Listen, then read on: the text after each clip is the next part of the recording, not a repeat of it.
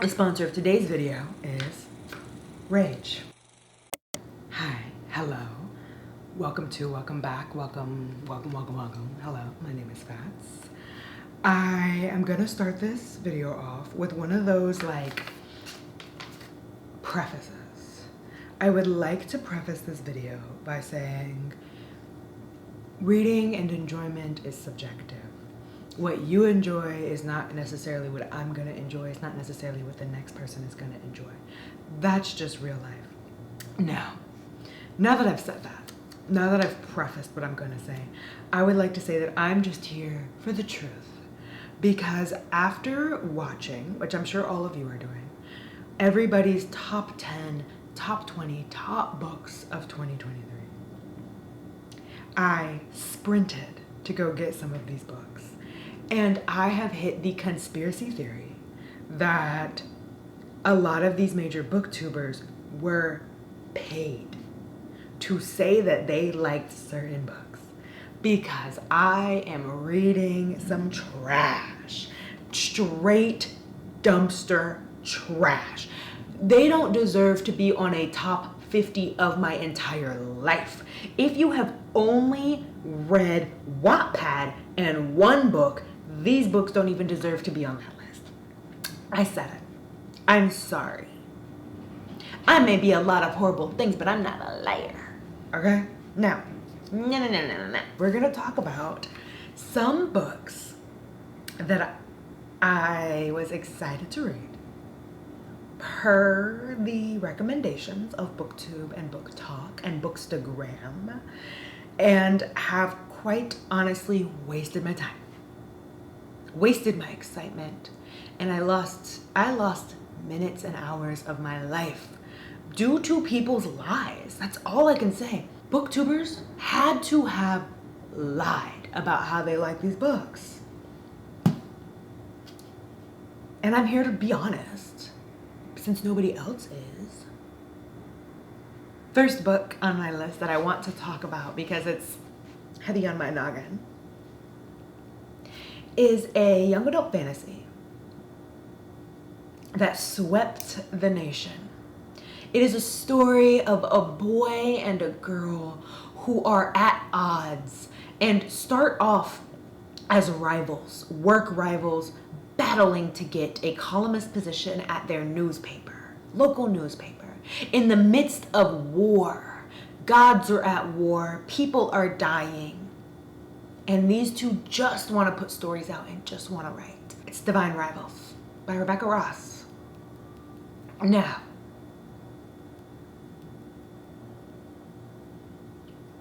my biggest qualm, and I think it's an interesting one, is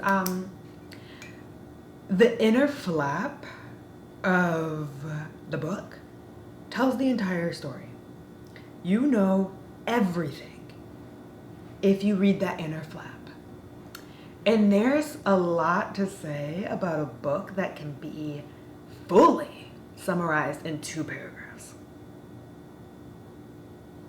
Shade. Like, I'm not even gonna say no shade. Full shade. Wrap it up with a bow and deliver it to the author's front door. How has somebody written a summary and told me everything that's gonna happen? How? That, like, I want to talk about pacing because the pacing was off in this book. And the pacing was off in a way that our main character, the girl, the FMC, she goes through a lot in this book. She goes through a lot. And I never had the opportunity to get to know her, spend this time with her, and have her feel like a fleshed out character. So when these bad things were happening, I just didn't care. I didn't know her. I hadn't, like, these awful things happened and I was literally just like, gasp, clutches pearls. But these were the kinds of things that I should have really felt some hurt for. No. It was literally like, oh my gosh, like I was like, goodness gracious, like that's how I was reading these like horrible events. Pacing was off. The pacing was just off. I also feel odd. So this book, I told you the gods are at war. So there's quite a lot of lore in the book. There is quite a lot of history built into this. Now there is some letter writing going back and forth, some enchanted letter writing, some You've Got Mail. If you've seen You've Got Mail, if you haven't seen You've Got Mail, go watch it. But this is very You've Got Mail-esque. Sending letters through enchanted typewriters. You don't know who you're writing to, but you fall in love, right? The entire lore of the gods was done in 2 letters, but the world around the lore is not built. Not built at all. There's a point where they're on like a long train ride and I can't see anything in my head. They're on the battlefield. There were blank spots in my head because the world wasn't built. And they were like teleporting to all these different spaces. They're on the front lines at the war. They're over here in a village. They're somewhere writing newspapers. The world wasn't built outside of this myopic view of what the characters were doing, and it hindered my experience with the novel. There's a lot of books where it's like, we're just going to give you some romance and you're just going to have a jolly good bad time. And I love that. They don't have to build a world. This book was tossing in so much of that lore, which needs a grounding. And I just there was no grounding for me. Problem. Points off. Damage done. Next issue. Yeah, I got quite a few for this one. I'm not crazy about the young adult novels that throw in a sex scene out of nowhere. You don't have to. We don't need that. You can have romance and you can have love and you don't need a sex scene. Why is that getting thrown in?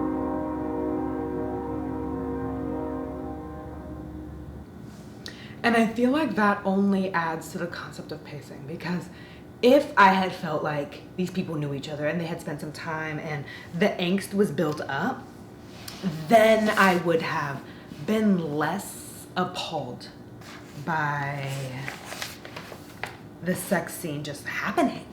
Why? So that's a problem for me. And then at the end of the book, you get some major twists. Some big twists are thrown at you in the last 10 pages. And it felt just, I was like annoyed at the twists. I wasn't like, oh my gosh, twist. I was like annoyed at them because they were just thrown at you like, oh, by the way, LOL, cliffhanger, just so that you can buy my second book. Like, it was just annoying. There was no need for that. This could have been a standalone. I don't understand. The twists at the end were aggravating. I don't care about the second book, but I'm probably gonna read it because everybody else is gonna read it and then I'm gonna feel left out. And I'm gonna be angry. That is our first book.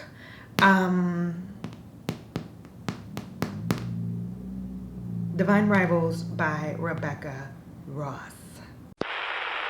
I forgot my biggest issue with this book. And so I'm gonna insert that. Just kind of like right here. So, this book was 2 people falling in love in the midst of writing letters to each other. These 2 people, their profession, they are writers. They're writers. So I thought the letters that I would be reading would be Pride and Prejudice level love confessions.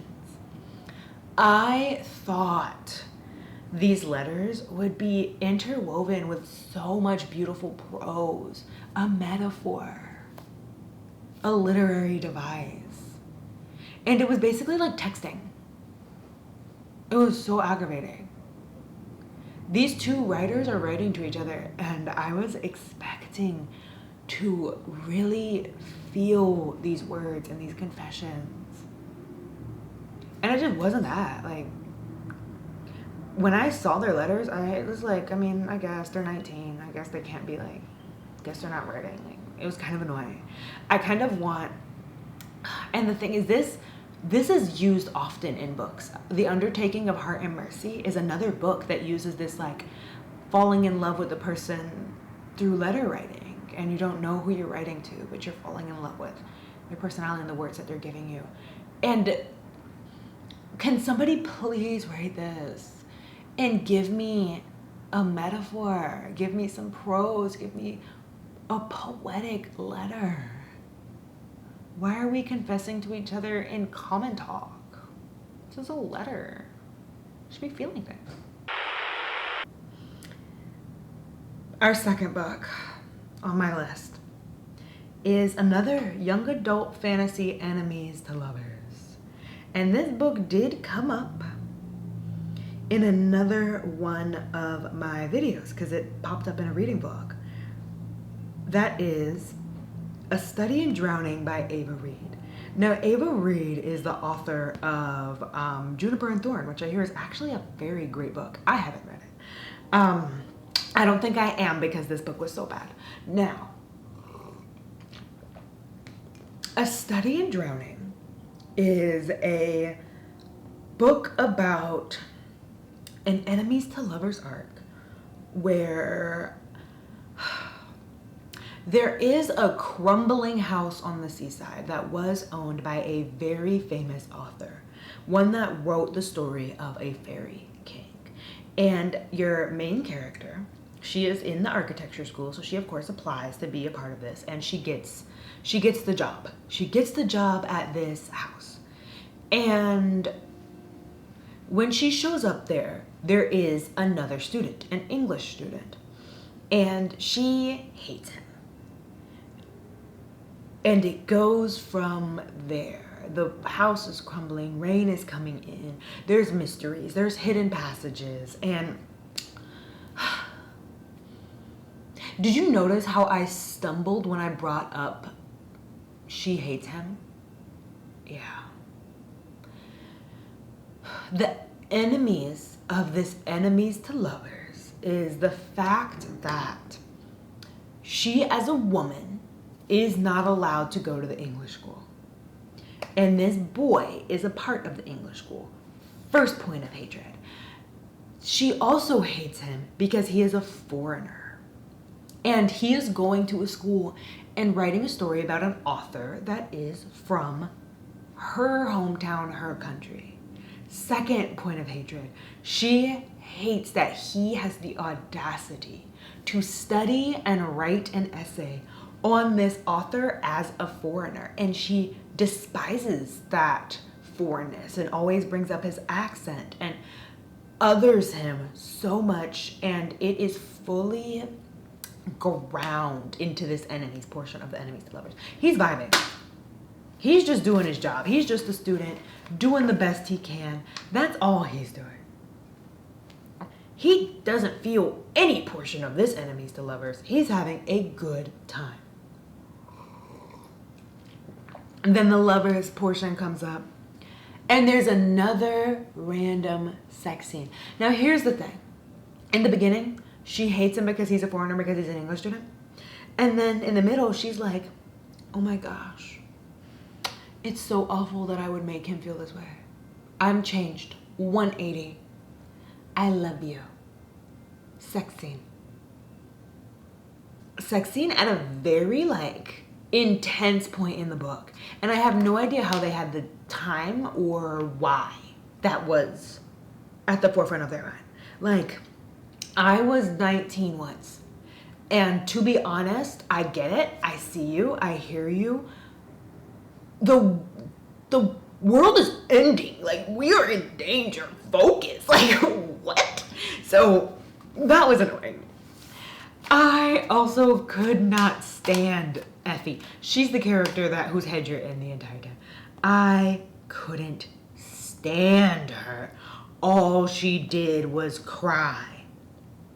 Shut your mouth. And it was a rhetorical device throughout the book. She experiences something and then she's like, I try to hold my tears back.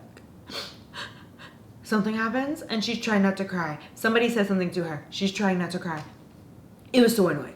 Also, in this book, the boy who has come to the mansion, the crumbling mansion, to write this major essay, it's going to be huge because he's writing something that nobody else has thought of, making major discoveries. He's going to put the girl's name on it because he needs her help and she is an asset, and he's going to put her name on the essay. But like, it's only because she remembers the book so well. Like she just remembers the book. Sir, if you don't read the book and cite your sources properly, why are you putting her on your research paper? She has quite literally done nothing except for disrespect you and then touch your tallywhacker. Like, she isn't like, oh, she's got such a, you've really helped me. She has done nothing except for be annoying and cry all the time. Well, try not to cry all the time. I was so annoyed. I just was so tired of her. And the premise of this book, like once I got through it, right, I was just kind of like, why are we here? Why was I here? Why did it take the two main characters so long to put 2 and 2 together? And then at the end of the book was just like the reveal. And I was like, are you guys dumb? Like, what? This isn't a reveal. Like, you kind of should have known this on page 6. Like, it was super annoying. So dumb. Absolute trash. And it was such trash to really have the setting that could have hit the dark and stormy cliffside in a crumbling house. We've got a fairy king. We've got mystery. We've got love. We've got romance. And a crybaby. That was A Study in Drowning by Ava Reid. Next book is a book I actually just finished about 3 days ago, and it had to get put on this list. Was Powerless by Lauren Roberts. This book is glorified Hunger Games fan fiction. That's it. That is my full review. Because I liked the Hunger Games, I did like feel a little bit of nostalgia as I was reading this, and I was like, LOL, like this is the Hunger Games. Like, we've got a little seamstress that's got your back. You're dressing differently than everybody else, and your dresses are a statement. We've got trials in an arena. We've got a dastardly figure in power.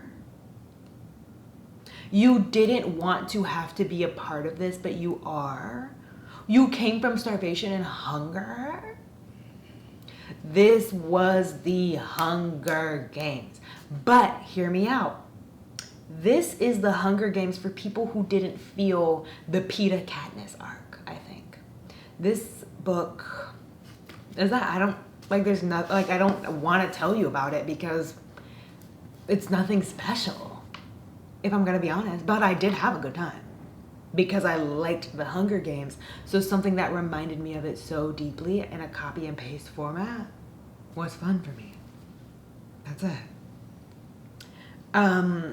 The only thing about this that deeply bothers me, and this is a statement to just the modern day of writing and books and making money as a writer, I feel like this world of announcing that something is a trilogy before the book is even out and you haven't even spent the time with the other books is a wild thing to do.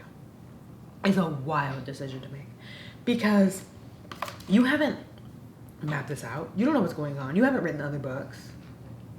How do you know it's going to be a trilogy? We're about to get either a waste of a second book or a waste of a third book. That's what's going to happen. There was no need for this book. Like, I do see, like, there was a cliffhanger at the end. I was like, oh my gosh, you've been betrayed. Oh, you know, like, I see where, of course, like, it has to continue, but it definitely feels like a cash grab. What happened to writing just a good standalone book? Why does it have to be a trilogy? How many books was in The Hunger Games? Is The Hunger Games a trilogy? I'm about to lose it. Was it a trilogy? I know she's writing more, but like, what was it originally? This was The Hunger Games. But I don't see it like, ugh. Just whatever. It was dumb. But I had a good time. You know? You ever have those books where you're like, this was stupid? Yay. It was also way too long. In the very beginning, there was this dual POV between another enemies to lovers. 2023 was the enemies to lovers year. Where they are pitted against each other. They should be against each other type of deal. And you're in her point of view, but his point of view operates like this. So that last scene, you finish off and then you would pick up. Like you would go backwards in time to pick up on the next point of view. That's exactly how it worked. And it was just like, this book didn't need 150 pages. It didn't. And another one where the pacing was weird. It was like, we're the resistance. And she was like, I trust you, let's do this, let's handle this, let's get this done. The last trial was like 30 pages. Like, it was just aggravating. And also, this was one of those books where it's like, so why are you in love with each other? Oh, because you're both really attractive. Cool. Oh, and her hair's shiny? Cool. Like, why are we in love? What is going on here? Why? Also, please, Kit deserves somebody who appreciates him. Kit deserves somebody who cares and adores him and loves him for who he is. Ugh. That was Powerless by Lauren Roberts. Sorry. Took a sip of tea and I had to calm myself down. That was Powerless by Lauren Roberts.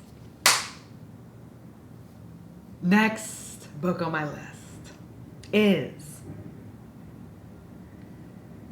Enemies to Lovers, a contemporary romance by Hazelwood. Now, when I say Hazelwood, you know this book is one of those, like, really quirky girl. There's going to be some puns. And she's in science, and he's in science. And they're going to live happily ever after. This was Love Theoretically by Hazelwood. I have one monster problem with this. The male main character would do this thing where he would read the girl, you know? He would tell her about herself. Be like, you're a people pleaser, you need blah, blah, blah, blah. He would disrespect the cuss out of this girl. And she would be like, he sees me.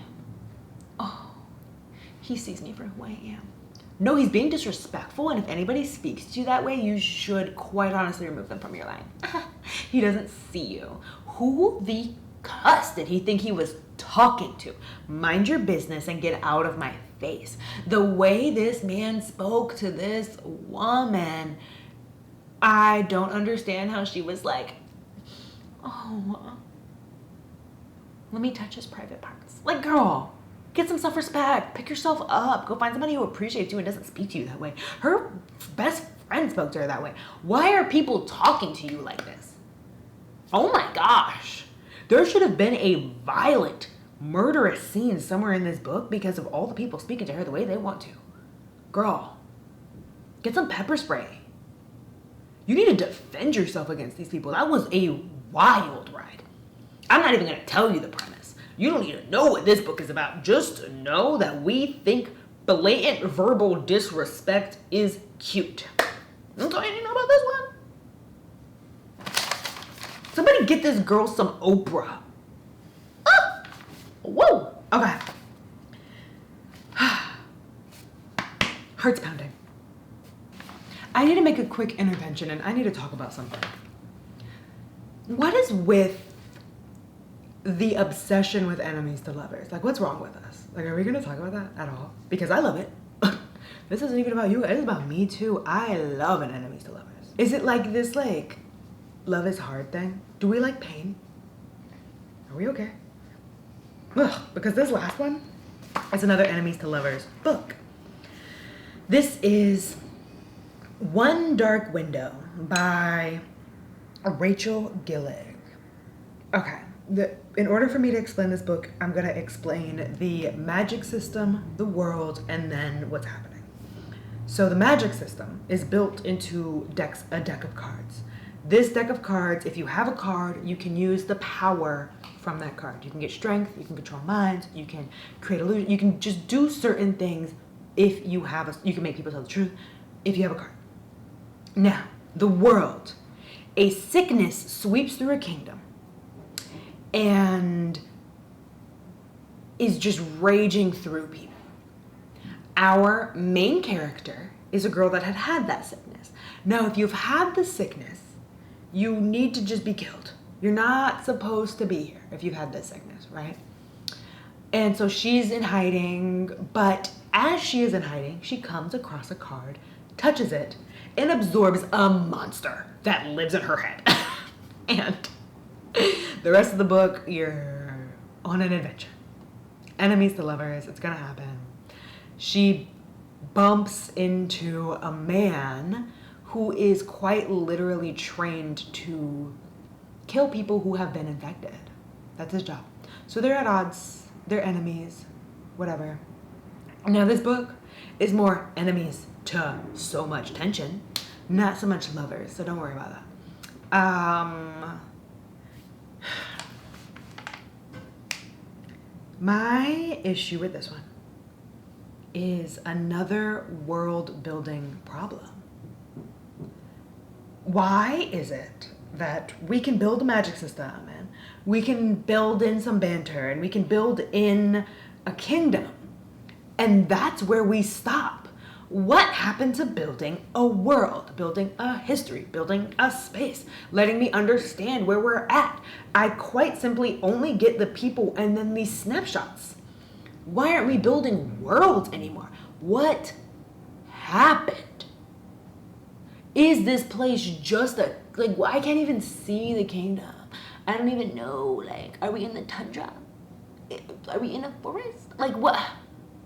So that was probably my biggest issue. If you're spending so much time building magic and building lore, build me a world to have it in. Please. But I did have a good time with this one. I actually have the sequel right here. This is my TBR. I have the sequel right here. So I did have a good time. But it was a very average, subpar kind of time, you know? Like, it wasn't as hyped up as it was. Like, I don't understand the hype. The only other issue that I had with this book, when I sit back, I'm not entirely sure what was accomplished in this book. Like when I finished it, I had to think, and I was like, what was the course of time in this book? Was it just like a week? I'm not sure like how much time passed in this book, and it wasn't long. It was, I believe it was no, it wasn't longer than a month. Not more than a month of time passed in this book, and I don't get it. The pacing threw me off because I was like, hold on. Like, it didn't happen until, like I said, at the end of the book. I finished it, and I was like, what was accomplished? What was really done? Like, of course, like, a thing happened. We reached a crazy ending, but in that time, it was like, our main character she's not a good fighter. She doesn't really do anything. You know, like, what was accomplished in the course of this book? Not much. So, those are all my books.